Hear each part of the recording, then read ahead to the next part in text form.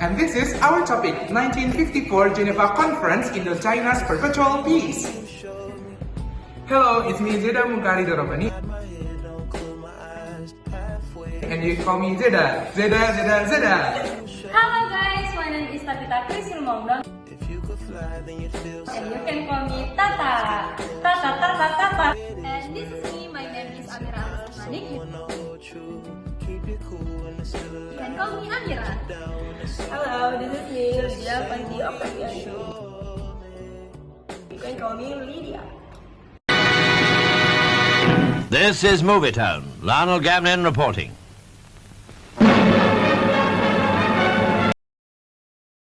Okay, so before we discuss further, let me introduce you guys first what will we discuss today. So the first one is the basic concept. We should divide between the power, also the national interest, and also the diplomacy itself, and also maybe the peace. And the second one is the study case, is what we will discuss about the Geneva Conference in 1954. And also the aftermath, what is the implication, what is the impact, what is the effect of that conference. And also the critical analysis that we will connect it and also relate the theory based on what we already studied before. Okay, now we want to discuss about the background. Before we explain about the background, the first is we want to explain about the keywords. The first is World War II, the second is French Indochina, and the third is Geneva Conference. The first is end of World War II. The end of the World War II had a very significant impact on the security of the ASEAN region. This war raised international awareness of stopping wars in Indochina, Laos, Cambodia, and Vietnam. The second is French Indochina.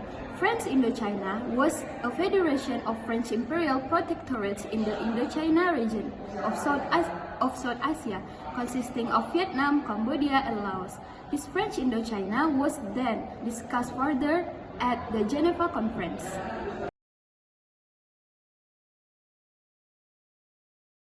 Before I explain about Geneva, I will tell you about the keywords. First is Indochina, second is Geneva Conference, third is peacemaking. So what is Geneva? The Geneva Conference are a multilateral meeting aimed to end hostilities and restore peace in Indochina, Cambodia, Laos, and Vietnam. Who attended Geneva? Geneva attended by China, UK, France, Laos, Cambodia, North Vietnam, and South Vietnam. Where and when? In Geneva, Switzerland from 26 April 1954 to 21 July 1954. And why? The Geneva Conference will return peace to the countries concerned to realize the peace in the world.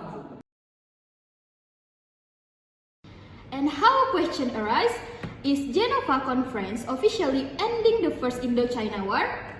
Yes, because first, recognize the full independence of Cambodia, Laos, and Vietnam.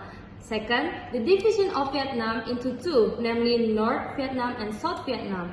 Third, France and the Republic of South Vietnam withdrew troops in the north. And what else, sister? Okay, the fourth is Democratic Republic of Vietnam, which controls the northern part, is recognized as the factor.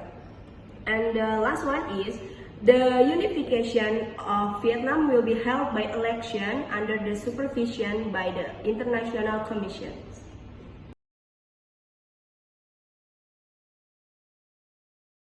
Okay, so we have four basic concepts. The first is power, second is national interest, the third is diplomacy, and the fourth is peace security. Okay, the first is power concept, where countries are not equal. The second is national interest that had to be realized between Vietnam, Laos, and Cambodia. And the third is diplomacy. Their own independence towards Geneva Conference. And the fourth is peacemaking security. For the global level, a step to stop and make the perpetual peace. Okay, so we will continue to the theoretical analysis. So we have three keywords. The first one is peace, the second one is forever, and the third one is perpetual peace in the context of IR. Okay, so perpetual peace. So what is perpetual peace? So perpetual peace was stated by Immanuel Kant on 1795. To be perpetual, a peace must not merely be temporary, like a ceasefire, but lasting. But what is perpetual peace in Geneva Conference? The Geneva Conference that occurred showed multilateral efforts on the global stage to realize peacemaking between them, because peace must be realized together. Trying to do the peacemaking together shows a great willingness to realize perpetual peace from the basic step. So, I will tell you about Vietnam War. There are three keywords. First is Vietnam War, second nationalistic, third invaders. The early years of the Vietnam War. First, Vietnam is a small country in Southeast Asia. Second, its history is one of foreign invaders and occupation. Third, the Vietnamese are extremely nationalistic and have for centuries fiercely opposed the invading forces. And after that, the keywords are World War II, French colonialism, communist leader, and Ho Chi Minh. Vietnam was controlled by French in the 1800s and the Japanese during World War II. After the Japan surrendered in World War II, the French returned to reclaim their territory. Instead, the Vietnamese revolted for their independence under communist leader Ho Chi Minh in 1954. 1,200 French troops were surrendered by the North Vietnamese army and soon forced to surrender. Vietnam was now independent. Okay, so what happened after the Geneva Conference? So the Vietnam divided into two parts, North Vietnam and also South Vietnam. North Vietnam was a communist nation whose forces were led by Ho Chi Minh. As you can see guys, here is the picture of Ho Chi Minh. And the second one is South Vietnam. South Vietnam was non-communist and ruled by Ngo Dinh Diem. And here also the picture of the leader. And how about nationwide election, Tabitha? Nationwide election happened after the Geneva Conference.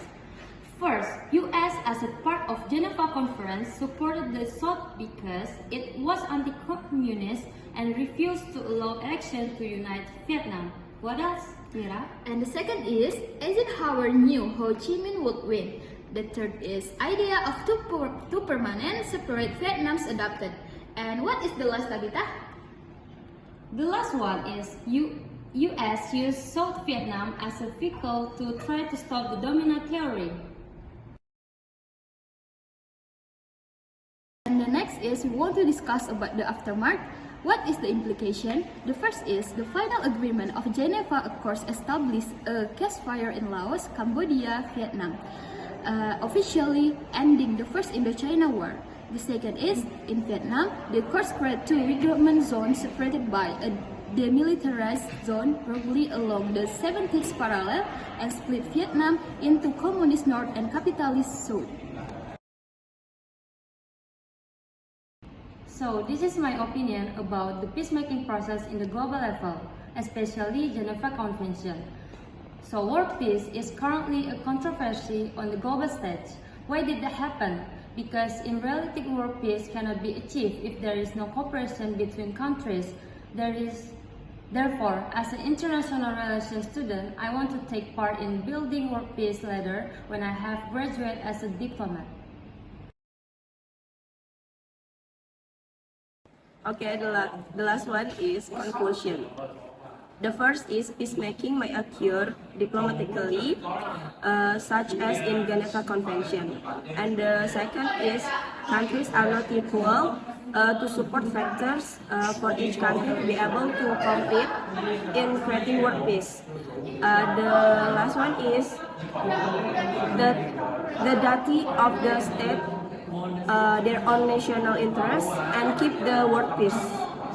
In the Green and Bronze Conference Hall at Geneva, The last hours of the Indochina War were played out.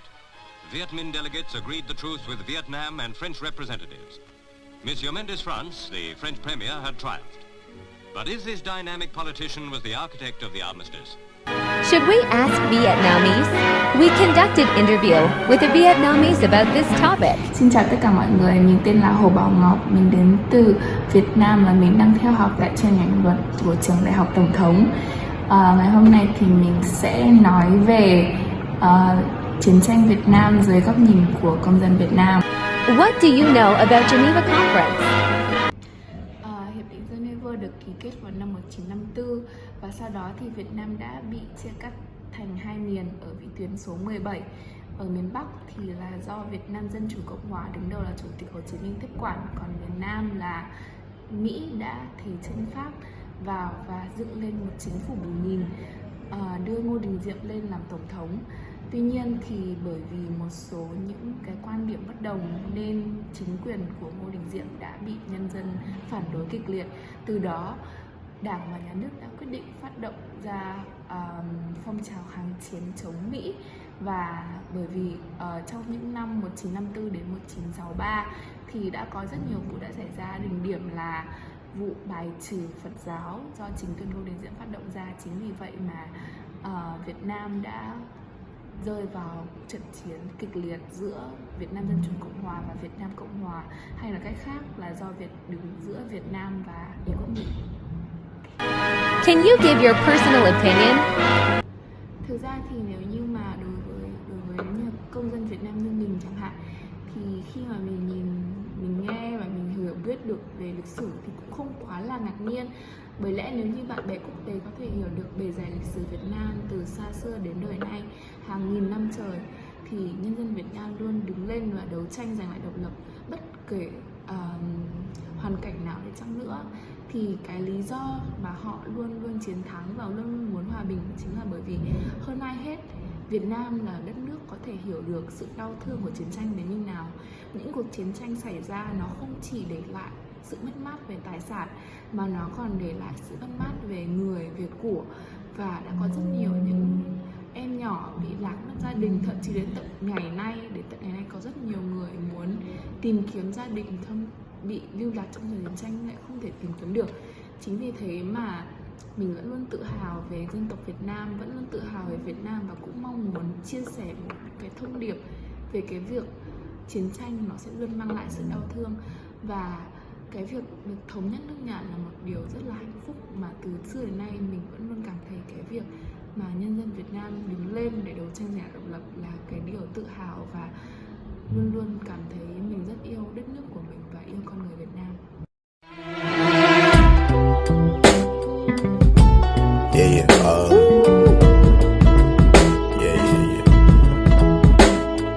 That's the way every day goes. Every time we've no control. If the sky is pink and white, if the ground is black and yellow, it's the same way you showed me. Nod my head, don't close my eyes halfway. The Palais des Nations, where the League of Nations wrestled with international problems many years ago now, is the handsome setting for the Geneva Conference. Seen here, arriving to play their part in the discussions, are the Chinese delegates.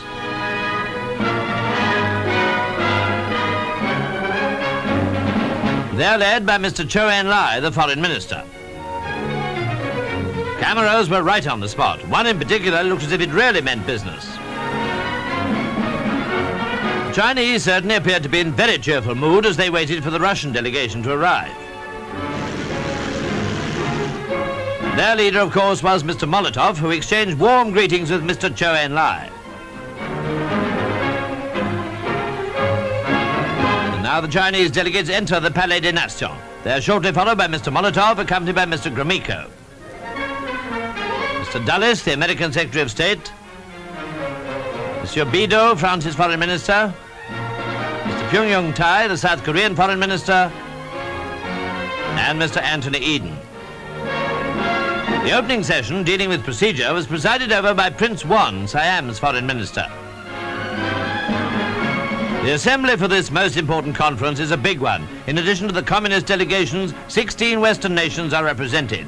Korea and Indochina are the chief problems to be solved.